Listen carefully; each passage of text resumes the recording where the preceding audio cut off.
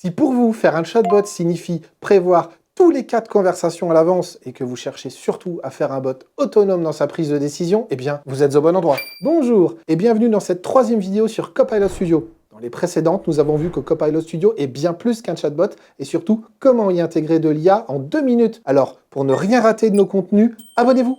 Aujourd'hui, je vais vous parler des actions génératives de Microsoft Copilot Studio. Pour tout le monde, un chatbot, c'est ça. Des intentions, des messages, des questions, éventuellement des actions et enfin des réponses. Les Generative Actions sont une fonctionnalité de Microsoft Copilot Studio qui permet de remplacer l'approche traditionnelle basée sur le langage naturel pour déclencher un sujet, par exemple en utilisant les phrases déclencheuses que vous avez prédéfinies pour chaque sujet. Au lieu de cela, les Generative Actions vont utiliser un prompt pour sélectionner la réponse ou les actions les plus adaptées à la requête de l'utilisateur. Tous les sujets et les actions de votre Generative Action ont des descriptions qui leur sont associées.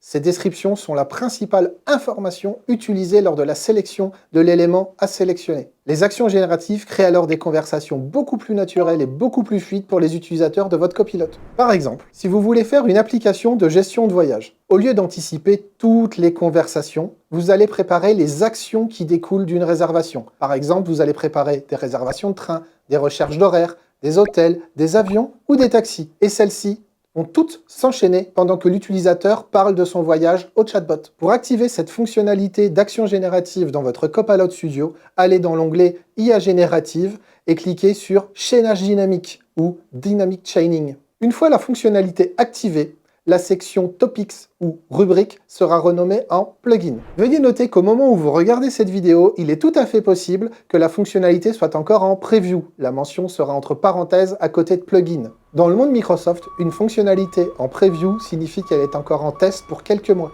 Nous avons vu dans cette vidéo que les Generative Actions vont pouvoir remplacer les arbres de décision plus classiques par des prompts qui vont pouvoir interagir entre eux. Je vous remercie pour votre attention et espère vous revoir dans notre prochaine vidéo. Likez et partagez cette vidéo et pour ne rien manquer à l'avenir, abonnez-vous!